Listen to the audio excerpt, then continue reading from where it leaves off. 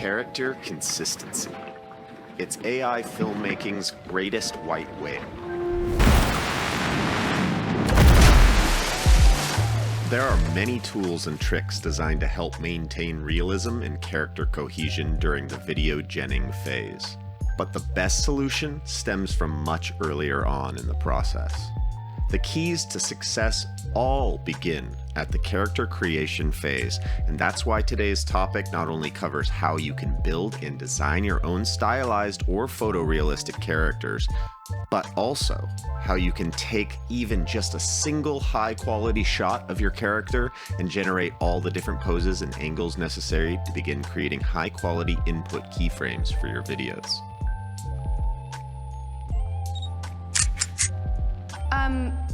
Sorry.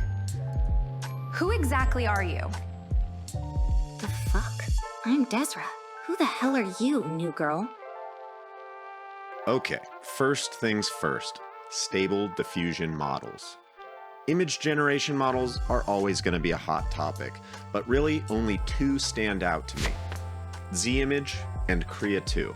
They both have their pros and cons, which I'll be listing on the screen as I talk about them, but suffice to say both are incredibly fast, incredibly capable, and easy to run. For safe for work content, my pick is still currently ZImage Turbo. It's hard to beat for consistent, effortlessly achieved realism when it comes to skin texture and fabrics, and I love how easy it is to prompt for. Next is Krea2, the new hotness. Folks who are interested in not safe for work material need look no further, as with basic safety filter bypass, you'll find it quite capable of virtually everything, basically right out of the box. It's also a model that is very receptive to stylization, making it great for various illustrative projects. Lastly, we're going to talk about Flux Klein 9B, an image edit model that is crucial in virtually every aspect of my filmmaking process, but in terms of character creation is excellent for converting 2D characters to 3D realism for use as a template to build your characters off of. Okay, here we go. Creating a character design from scratch, like how I created Desravella, involves primarily text-to-image prompting to start. We're going to begin with a vertical 9:16 aspect ratio at around 1.5 to 2 megapixel resolution. With Krea2, you can go higher. This is for a full body shot, so our prompt can be composed of a head-to-toe description of our character. When it comes to prompting, my suggested best practices are to follow this basic template. First line, shot style, and characteristics. For ZImage, something simple like cinematic shot, high depth of field is good, but for Krea, you might want to get a little bit more creative and talk about realistic skin texture and things like that. Second line, a basic description of your shot's angle, content, and high-level details. In this case, this is an eye-level photograph of a Caucasian woman in her early 20s standing in a neutral pose facing towards the camera, a great baseline for character creation. Next, we get into our head-to-toe description of our character. For this example, I simply work through each element of her body in order. I always begin with hair and face and continue downwards all the way to legs and feet by the very end.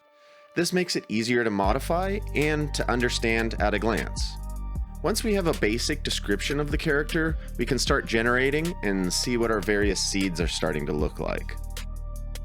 After I find a base I really like, I usually start performing small in-painting edits to tighten up the design. In-painting with these models is an art and a science, and if done properly, allows us to add, remove, or re-roll specific elements of our character without changing anything else. Watch as I add purple highlights to our sample character's hair and add some purple patterns to her shirt. The key to success with in-painting is finding the right denoise value, which determines how much you're allowing the model to change the masked areas of your original image.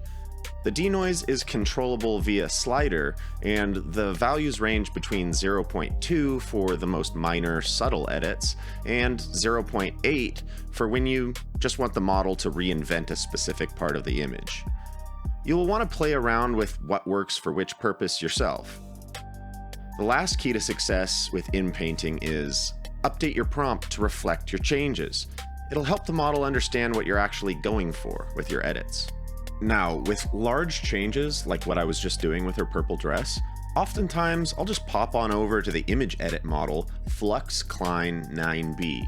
Here, our prompts become simple instructions, such as make the woman in image 1 wearing an elegant flowing purple dress. Preserve her exact pose and details.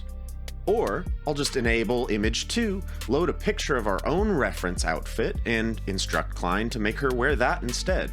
The possibilities here are pretty close to endless. The other great way to use Klein 9B for character creation is to take base references from somewhere else, like on Pinterest, and convert it to the style you're aiming for. In this case, I'll take a 2D anime character and convert it to realism. Now, Klein 9B isn't as good at realism as ZImage Turbo or Krea2, nor does it function all that well above 1.5 megapixels. So, in order to get a really high quality character base, I'll often take what pops out of Klein 9B and run it through a low denoise image-to-image pass to help bring out some of the photorealistic textures and details. In this case, I run our new character through ZImage Turbo at a 0.2 denoise, giving the model only 20% leeway to change the image. But as you can see, that 20% gives us a drastic boost to realism in both skin texture and fabric details. I highly recommend anybody going for realism in their productions to make use of this crucial method. So now we've got a high quality shot of our finished character. How do we then go about getting 10 to 20 more in order to train Alora for ZImage or Krea? Or how could we skip training Alora altogether and go straight to creating production quality shots for our videos? That's where Klein 9B really shines again, and is the lead-in for my next video covering the hows and whys of LoRa training versus using tools like Pose Studio. But for now, let's at least get the 4 or 5 most important shots of our character nailed down. In Klein 9B, we have our character loaded in image 1, and we simply move through the character prompts I've included in the workflow on the left, for profile, both sides, behind view, and close-ups. Of course, for each of these, I would suggest running that low denoise pass just like we did before in ZImage Turbo to bring out their full potential and upscale them a little bit. Because like I said, Klein 9B doesn't like to work well above 1.5 megapixels, so we use this low denoise pass to bring them up to 2+ megapixels, and we could even use SeedVR2 upscaler to push them higher if need be. Well, that's it for this installment of AI Filmmaking. In the next video, we will be training Alora for our image model of choice, and also exploring ways to never even need Alora in the first place, as I hinted at before with Pose Studio. As always, I provide coaching for AI filmmaking topics at a fair rate, and I'm always looking for jobs and gigs, so please feel free to reach out to me if that applies to you. If you support what I do, please consider subscribing here on YouTube and also joining my Patreon, which is free and gets you early access to many of my workflows and videos. There's also a one-to-one coaching tier that gets you 3 hours of coaching time with me per month. Thanks all, and see you in the next one.